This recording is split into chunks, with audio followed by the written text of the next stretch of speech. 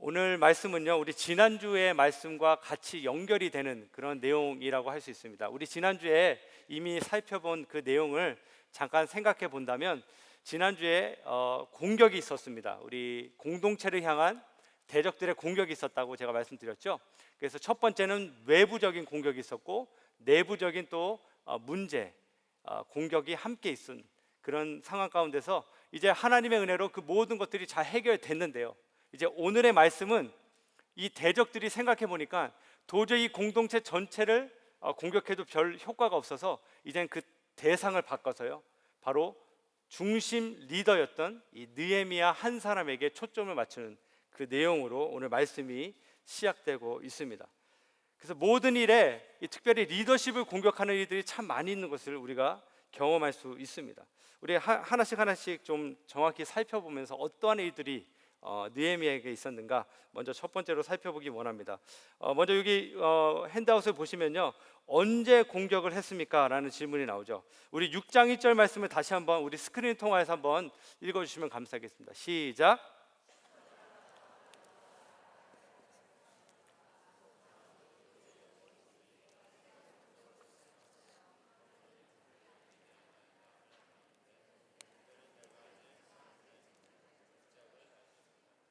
네, 지금 보니까 언제 공격을 했습니까? 어떠한 상황이었죠? 성문에 뭐가 없었어요? 아직? 문이 없었을 때였습니다. 네.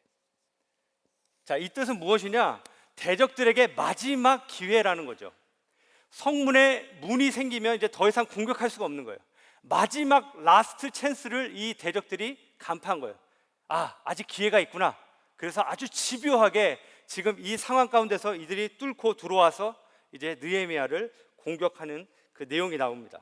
자, 여기 보시면 이제 세 가지 공격했던 내용들이 나오는데요. 보시면 대적자들이 이렇게 나와 있고요, 내용들이 나와 있습니다. 우리 뭐 조금 시간이 걸려도 우리가 하나씩 좀 살펴보길 원하는데 6장 2절 말씀 먼저 한번 읽어주시면 감사하겠습니다. 시작.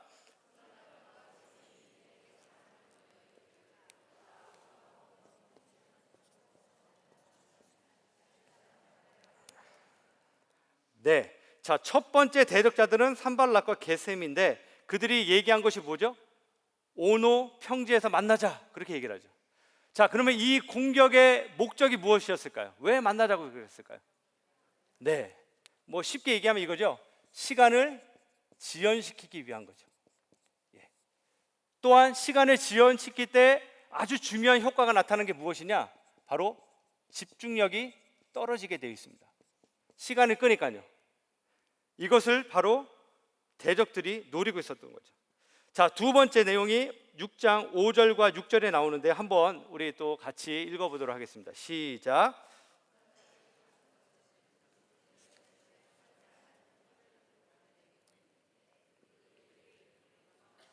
소문 있고 하스무도 말하기를 너와 유다 사람들이 모반하려 하여 성벽을 건축한다 하나니 내가 그 말과 같이 왕이 되려 하는도다. 네. 자, 이 내용에 보시면 바로 소문을 통해서 이제 공격을 합니다. 왜 이 내용의 또 목적은 무엇일까요? 바로 모함이죠. 헛소문입니다.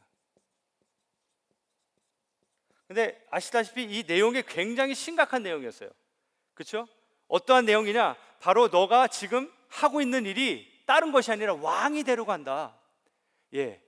아주 엄청나게 위험한 발언이죠. 내가 왕이 된다. 그건 뭐예요? 지금 반역이죠. 반역이면 자기 생명뿐만 아니라 모든 공동체가 한 번에 그냥 멸망당할 수 있는 아주 위험한, 소문치고는 굉장히 큰 그런 소문이었어요. 그런데도 지금 그냥 그 내용에 답하지 않는 그 내용을 우리 나중에 좀 살펴보도록 하겠습니다. 그래서 두 번째는 모함이었고요. 세 번째는 6장 10절 말씀입니다. 역시 한번 같이 읽어주시면 감사하겠습니다. 시작.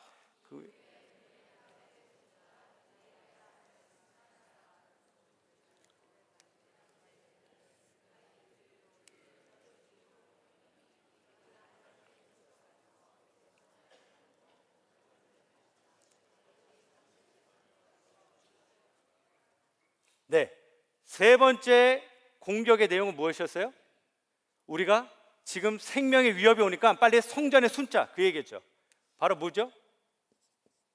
리더십의 불신이라고 볼 수 있습니다. 왜 이런 얘기가 될까요?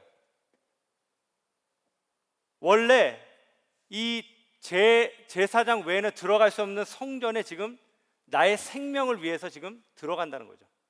예.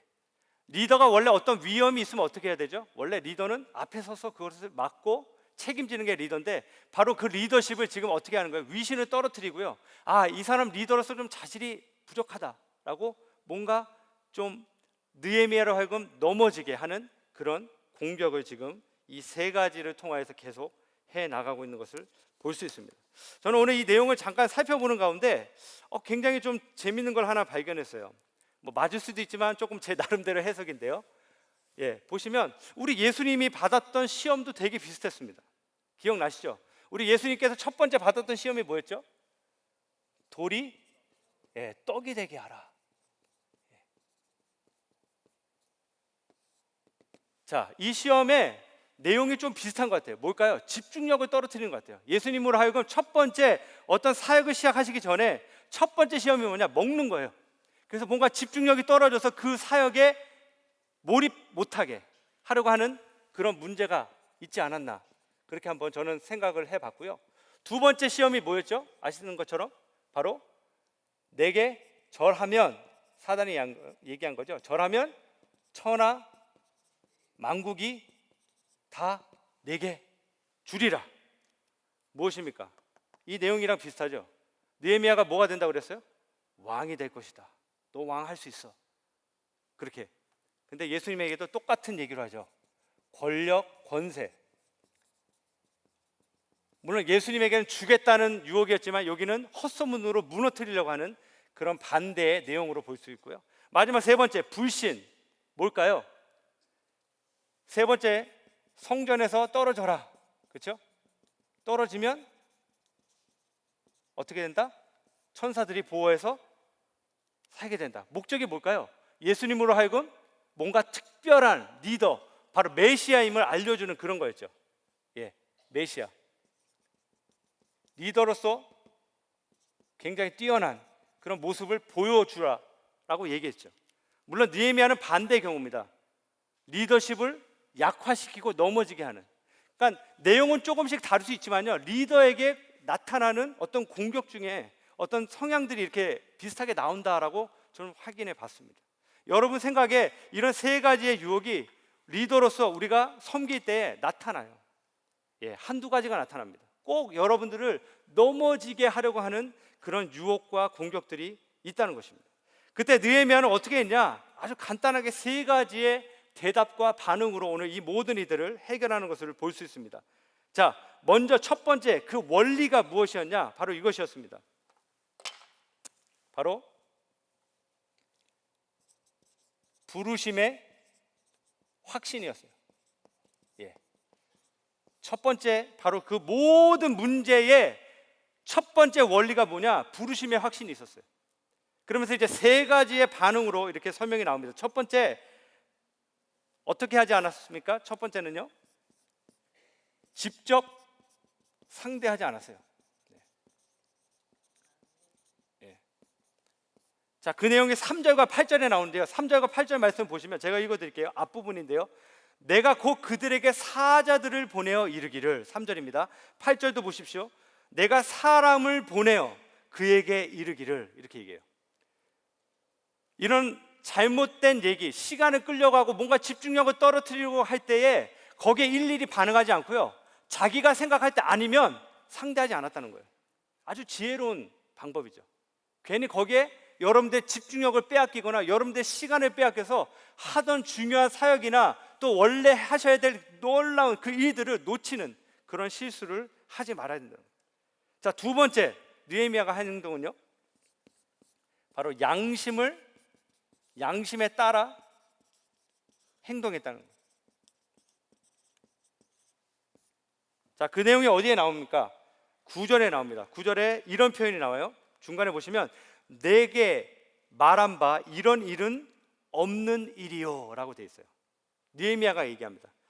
엄청난 소문을 들었어요. 야, 너가 이제 왕이 된다. 너 정말 지금 소문이 막 퍼졌다. 여러분, 이게 이렇게 이해하셔야 돼요. 저기 봉하지 않은 편지가 왔다라고 그랬잖아요. 그 당시에 봉하지 않은 편지와 봉한 편지가 있었어요.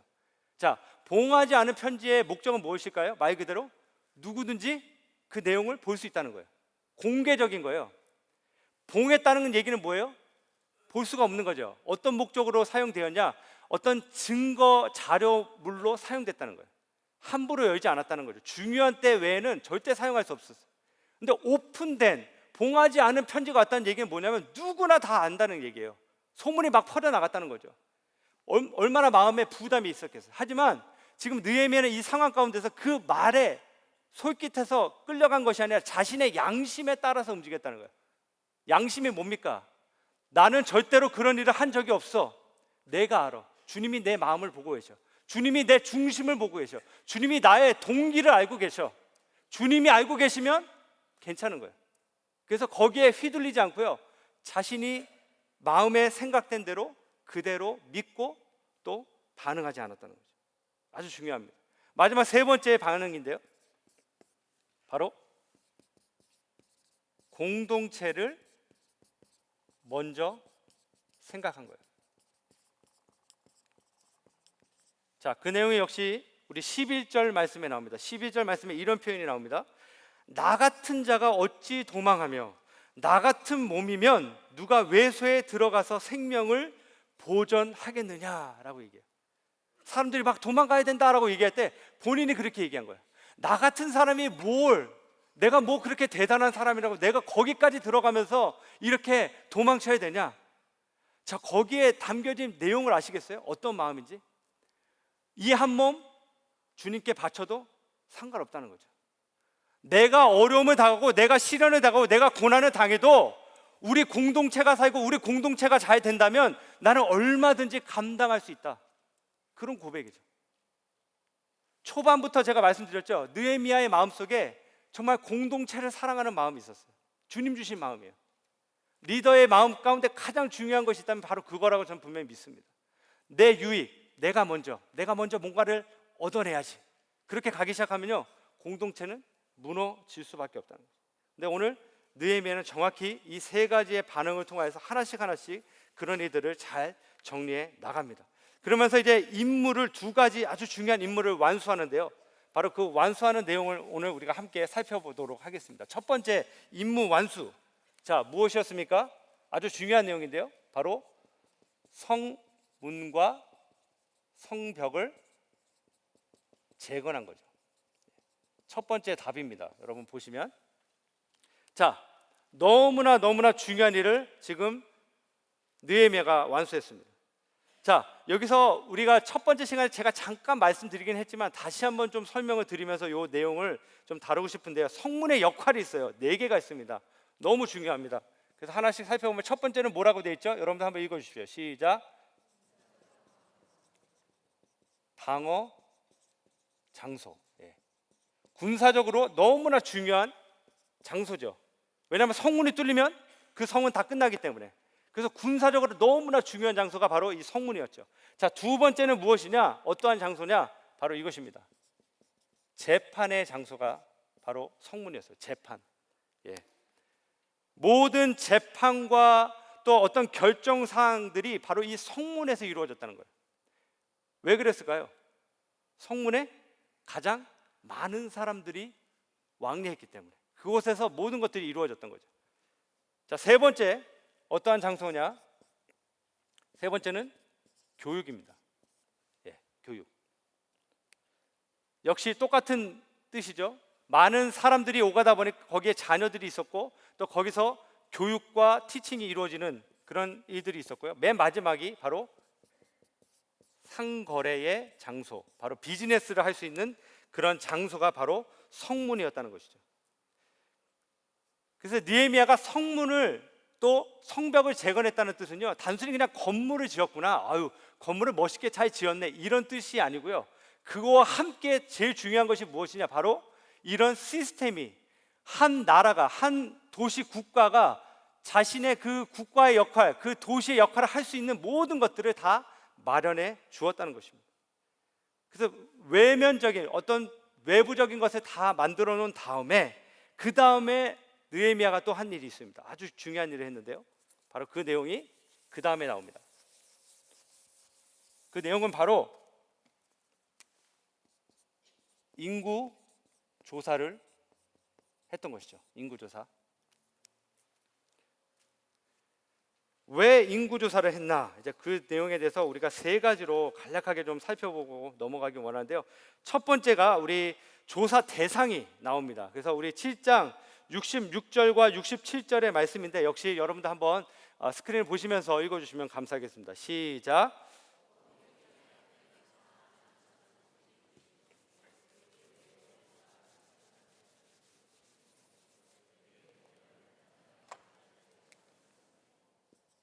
네, 조사 대상이 나오는데 누구였죠? 바로 전체 사람들을 대상으로 모든 조사를 합니다. 혹시 뭐 읽으셨지만 그걸 다 계산해 보면 총 몇 명이냐?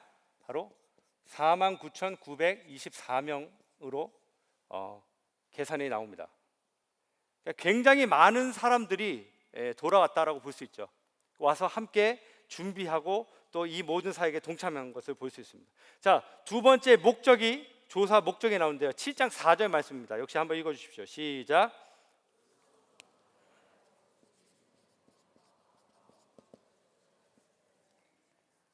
네. 자, 왜 이것을 했느냐? 바로 공동체를 살리기 위해 그 일을 했다는 것이죠. 이 부분을 제가 좀 더 설명을 드리고요. 결과에 대해서 살핀 다음에 제가 설명을 드리겠습니다. 결과 7장 73절입니다. 읽어 주십시오. 시작.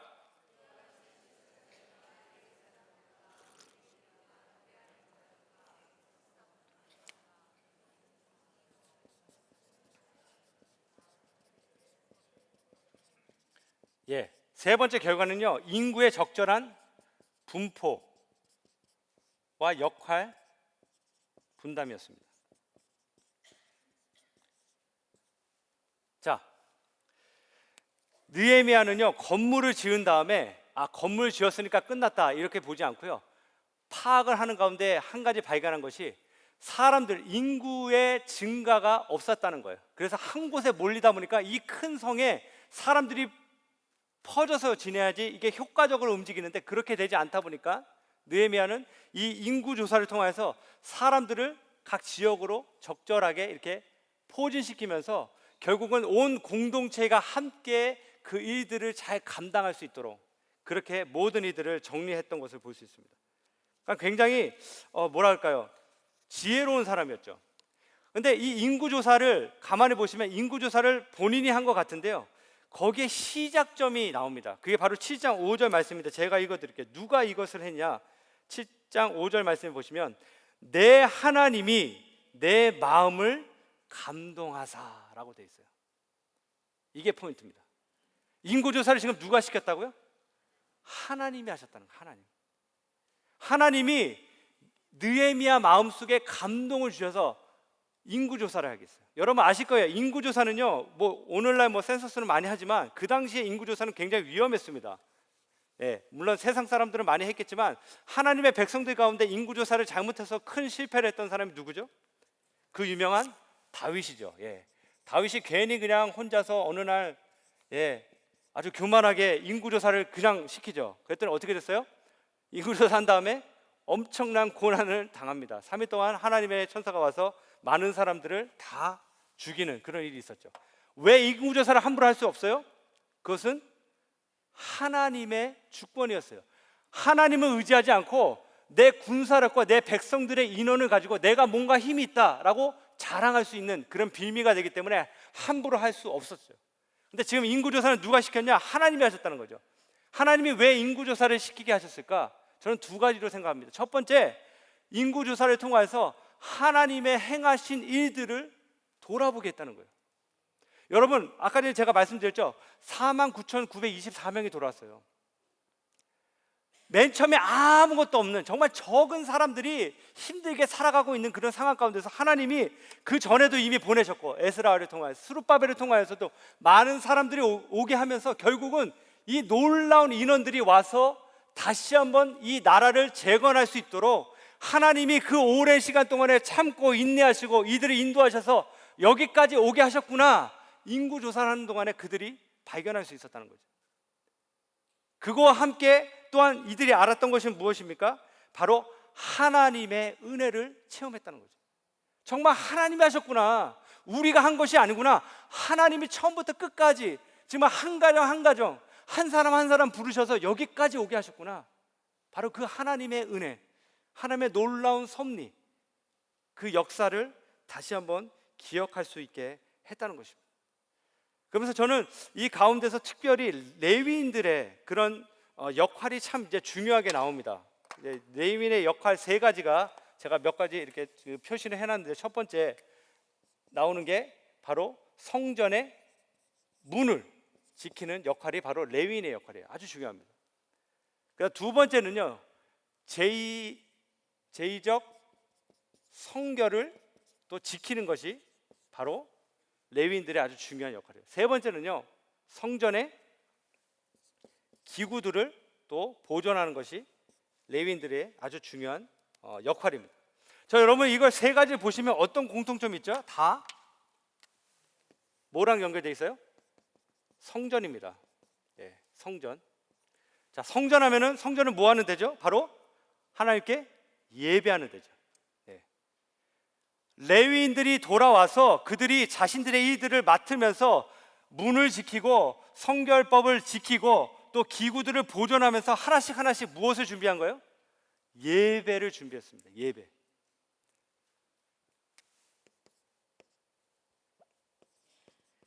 그 뜻은 무엇이냐? 바로 그들 가운데 지금 예배가 있었다, 없었다? 제대로 없었다는 거죠. 하나씩 하나씩 정리했다는 거죠.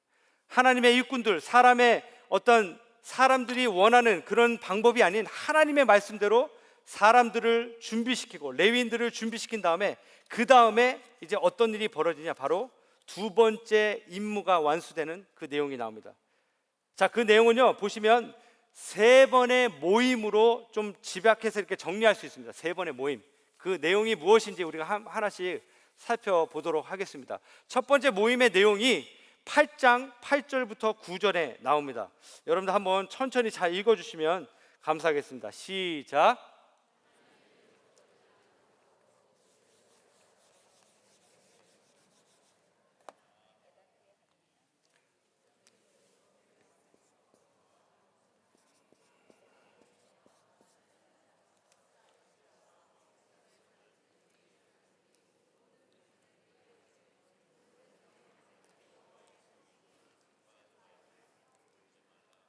아멘. 자, 여기 보시면요, 첫 번째 모임 가운데 백성들이 모였어요. 첫 번째 그들이 무엇을 듣게 됩니까? 예, 말씀인데 특별히 율법을 듣게 되고 또 깨닫게 되죠. 율법입니다. 말씀을 들었어요. 첫 번째가요. 그래서 깨닫게 되는 그 내용이 나옵니다. 자, 먼저 일단 답을 저희가 정리한 다음에 제가 설명을 좀 드리겠습니다. 두 번째 모임에서는요, 8장 14절 한 절만 좀 같이 읽어보도록 하겠습니다. 14절 시작. 본즉 여호와께서 모세를 통하여 명령하시기를 이스라엘 자손은 일곱째 달 절기에 초막에서 거할지니라 하였고. 자, 여기 보시면 무엇을 지킵니까? 바로 절기를 지키는데 특별히 어떠한 절기예요? 예, 초막절을 지키죠. 네, 초막절. 마지막 세 번째 모임입니다. 세 번째 모임은요, 9장 1절과 2절 말씀인데요, 같이 또 읽어주시면 감사하겠습니다. 시작.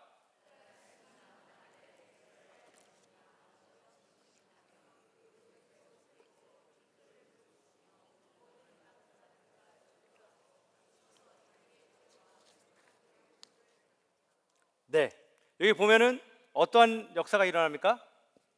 예, 회개의 역사가 일어납니다. 느헤미야가 성벽과 성전을 다 지었어요. 성문을 다 만들었어요. 그 다음에 사람들을 잘 분배한 다음에 정리하고요, 레위인들을 준비시킵니다. 그 다음에 한 일이 뭐예요? 말씀을 함께 듣고 깨닫기 시작해요. 그 이제 어떤 일이 벌어져요? 사람들에게 회개의 역사가 일어납니다. 그런 다음에 자발적으로 일어나는 게 뭐냐면 그 다음에 또 모였어요. 누가 모이라고 그런 게 아니라 그 다음 또 모였습니다. 모여서 그 다음은 무엇을 지키냐? 절기를 지키는데 특별히 초막절 절기를 지킵니다. 여러분, 여기서 초막절이 참 중요한 힌트예요. 초막절이 왜 중요하냐? 바로 초막절은요, 유대인들에게 있어서 3대 절기 중에 하나죠. 3대 절기 중에 하나입니다. 초막절 때는요, 어떠한 일이 있느냐? 바로 추수하는 시절이에요. 추수가 이루어져서 많은 사람들의 마음속에 기쁨이 있죠. 감사가 있는 거예요. 곡식에 저 창고에 곡식이 가득하고요, 사람들의 마음속에 기쁨이 있는 거예요. 여유가 있고요. 근데 그러한 가운데 갑자기 하나님이 어떠한 명령을 내리시냐? 초막절을 지키라고 얘기합니다. 그 정말 즐겁고 기쁜 그때에 갑자기 일주일 동안 집에 있지 말고 자기의 집 마당이나 밖에 나가서 텐트를 치고 일주일 동안 지내게 합니다. 왜 그랬을까요?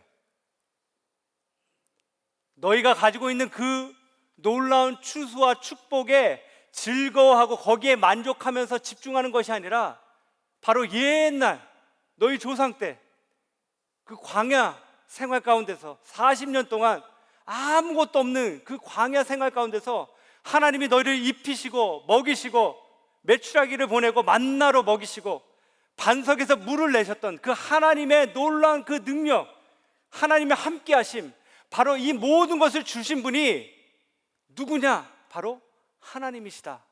그분을 기억하라라는 의미에서 이 절기를 지키게 하셨어요.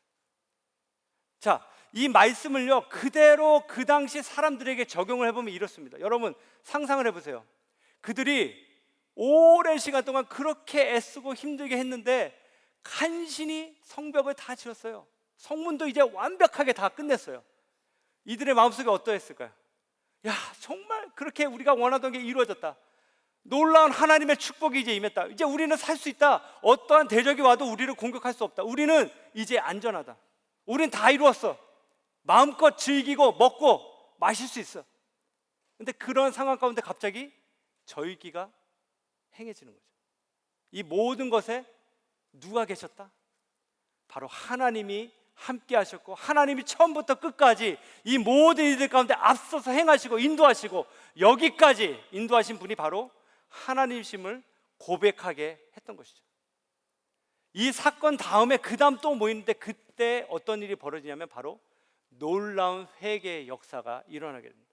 그 회개의 내용이 오늘 1절과 2절에 나오죠. 1절 말씀에 보시면 이렇게 되어 있어요. 사람들이 다 모여서 금식하고 굵은 베옷을 입었다라고 얘기합니다. 그 다음 티끌을 무릅쓰며 라고 얘기하죠. 여러분, 이 내용을 가만히 보시면 어디서 많이 봤던 내용 아닌가요? 구약에 요나 선지자가 선포의 말씀, 경고의 말씀, 심판의 말씀 선포했을 때 니느웨 백성들이 이렇게 했어요.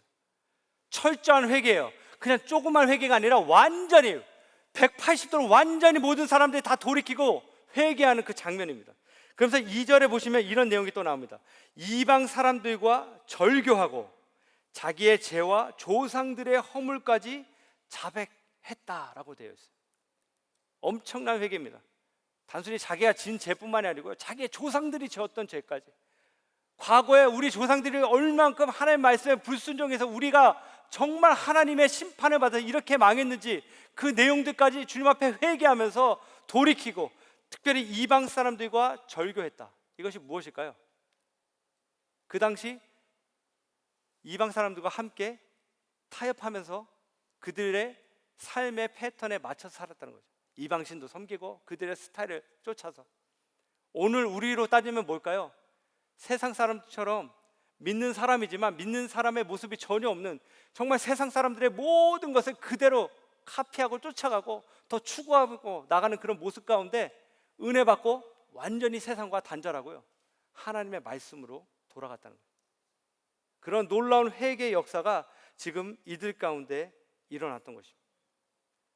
느헤미야가 외적인 것뿐만 아니라 지금 내면적 모든 공동체 안에 일어나는 중요한 영적인 부분을 지금 정확하게 하나님의 은혜로 하나씩 정리해 나가는 것을 우리는 볼 수 있습니다.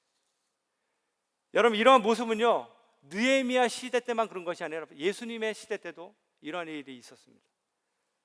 마태복음 21장 12절과 13절 말씀을 우리 한번 다 같이 읽어보도록 하겠습니다. 스크린 보시면서요. 시작.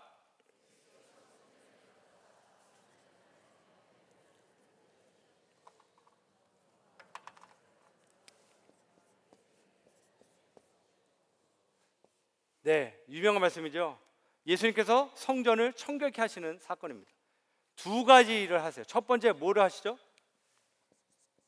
매매하는 자들을 다 쫓아내십니다. 그 다음에 두 번째 하신 일이 바로 성전의 목적을 재확인, 재해석하세요. 하나님의 성전의 의미가 무엇인지를 말씀해 주십니다. 당시 사람들은요, 성전에서 열심히 제사했어요.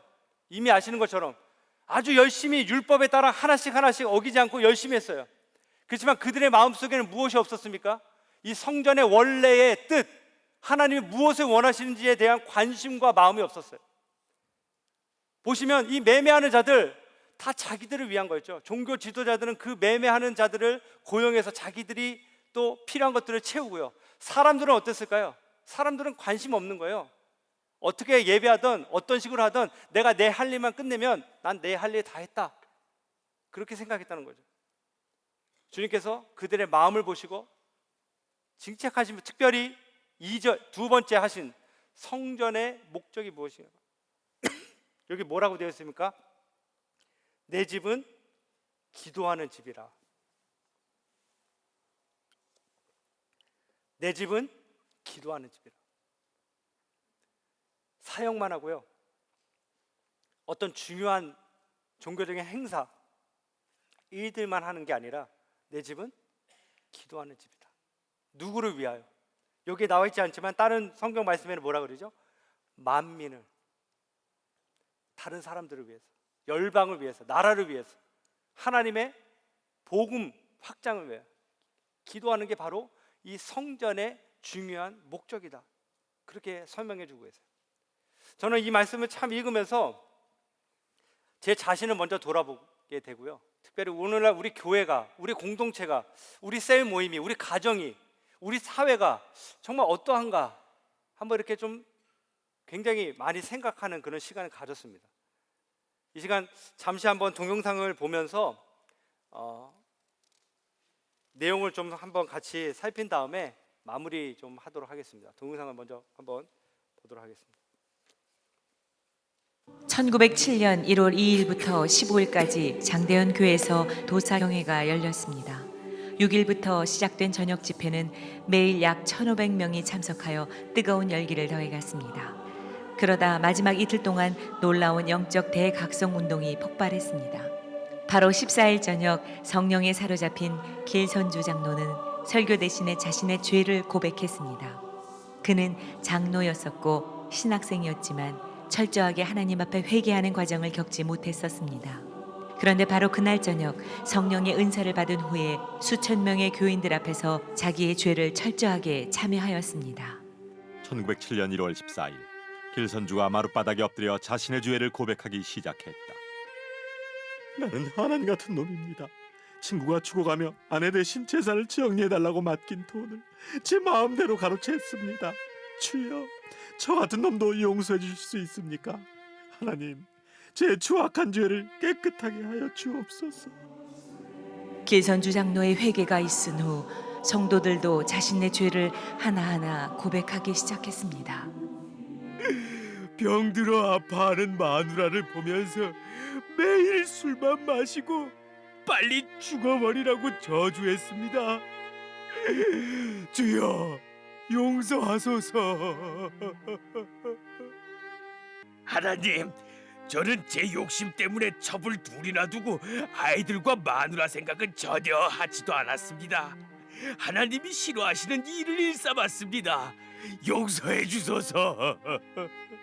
하나님, 성교사님의 돈을 14전이나 훔쳤습니다. 절 용서해 주세요. 예배당은 성령의 강력한 임재와 통회의 역사로 가득 찼습니다. 그중 600명의 사람들은 다음 날 새벽 2, 3시까지 밤새도록 가슴을 치며 자기 죄를 회개하느라 아우성을 쳤습니다. 이 회개의 운동이 시작되면서 드디어 성령의 대부흥 운동이 일어난 것입니다. 장대현 교회에서 모인 지난밤 집회는 최초의 실제적인 성령의 권능과 임재의 현시였습니다. 우리 중 아무도 지금까지 이전에 그 같은 것을 경험하지 못했으며 우리가 웨일즈, 인도 등에서 일어난 부흥 운동에 대해 읽었지만 성령의 역사는 지금까지 읽었던 그 어떤 것도 능가할 것입니다. 놀라운 성령의 역사는 다음 날 15일에 더욱 강하게 나타났습니다. 그리고 이들의 회개는 고백과 눈물로만 그치지 않았고 구체적으로 그 죄악을 청산했습니다. 훔쳐간 돈과 물건은 주인에게 돌려주었고 타인에게 준 상처에 대해서는 찾아가 용서를 구했습니다. 이 평양 대부흥 운동을 통해 소돔이라 불렸던 평양이 예루살렘으로 바뀌기 시작했습니다. 교회가 더욱 성장하고 사회 개혁이 일어났으며 수많은 학교들이 세워졌습니다. 또한 이 부흥의 불길은 평양 시내로 그 주변으로 다시 한반도 전역으로 놀랍게 확산되었으며 나아가 중국 부흥 운동의 도화선이 되었습니다. 100여 년 전 한 사람의 진심 어린 회개가 작은 불꽃이 되어 평양 대부흥의 불을 지폈듯이 오늘 바로 내가, 바로 우리가 작은 불꽃이 되기를 소원합니다. 이 불꽃들이 모여 이곳에 놀라운 성령의 불이 활활 타오르기를 간절히 기도합니다.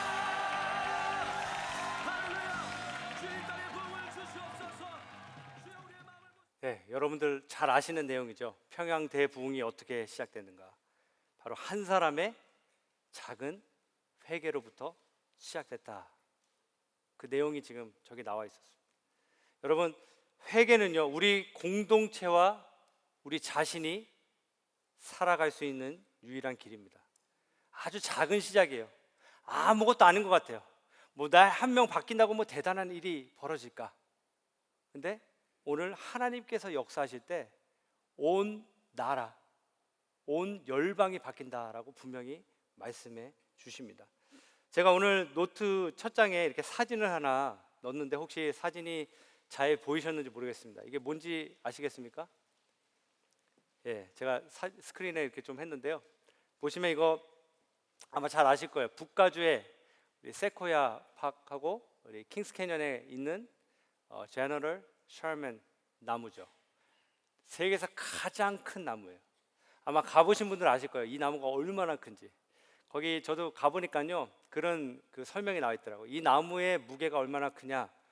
전 세계에서 가장 큰 동물이 흰수염 고래라고 얘기합니다. 블루웨어. 그래서 한 고래당 한 160톤 정도 되는데 그 고래 10마리 합친 무게다.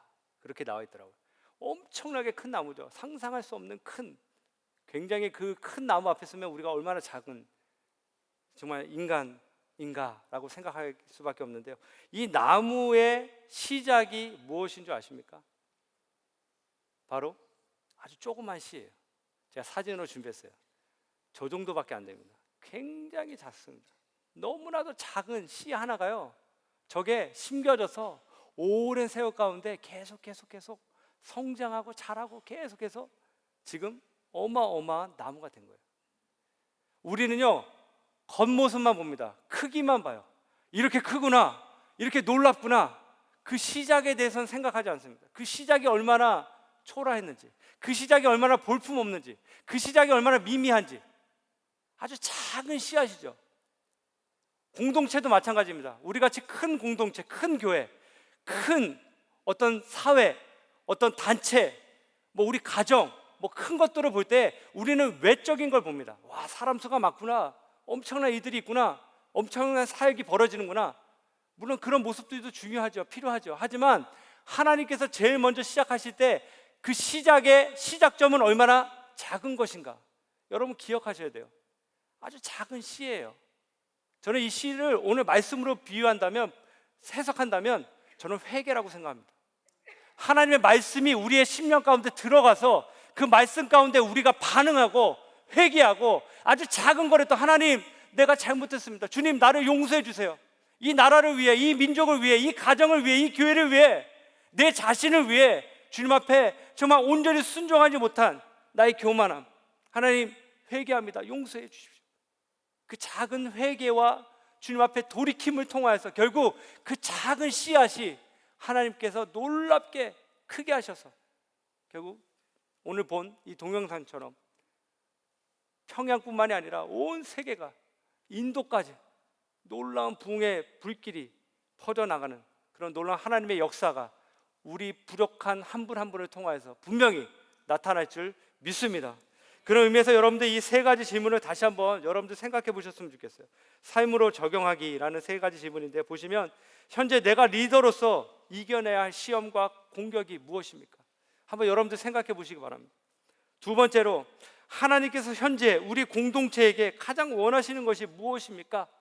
여러분 한번 생각해 보시기 바랍니다. 나의 가정, 나의 교회, 내 셀 모임이, 또 내가 몸담고 있는 이 회사가, 아니면 어떤 직장이 무엇인지 한번 여러분 생각해 보시기 바라고요. 맨 마지막, 내가 공동체를 살리기 위해 얼마나 하나님 앞에 말씀과 기도로 나아가고 있는가.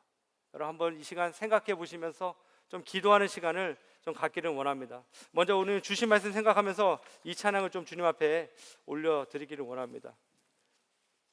지극히 높은 주님의 나 지성소로 들어가기 원합니다.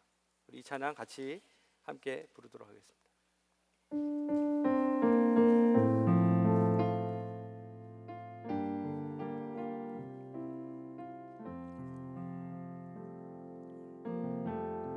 지극히 높은 주님의 나 지성소로 들어갑니다. 세상의 신을 벗고서 주 보좌 앞에 엎드리니 내 주를 향한 사랑과 그 신뢰가 사그러져 갈 때 하늘로부터 이곳에 장막이 덮이네. 다 같이 고백합시다. 이곳을 덮으소서, 이곳을 비추소서. 내 안에 무너졌던 모든 소망 다 회복하리니 이곳을 지나소서, 이곳을 만지소서. 내 안에 죽어가는 모든 예배 다 살아나리라. 우리 한 번 더 고백하겠습니다. 지극히 높은 주님의 나 지성소로 들어가. 그렇습니다. 세상의 신을 벗고 주님 앞에 엎드리니 주 보좌 앞에 엎드리니 내 주를 향한 사랑과 그 신뢰가 사그러져 간 하늘로부터 이곳에 장막이 더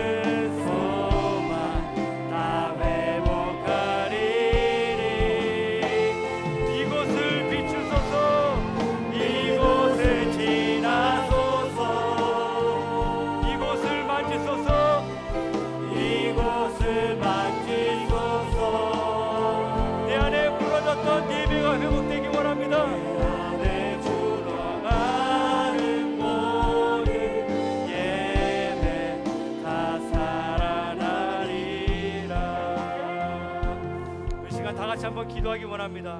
오늘 주신 말씀을 생각하면서 정말 하나님 이 시간 내 안에 무너졌던 주님과의 관계 시간 하나님 회복시켜 주시옵소서. 정말 주님과의 예배가 더욱더 새로워지기 원합니다.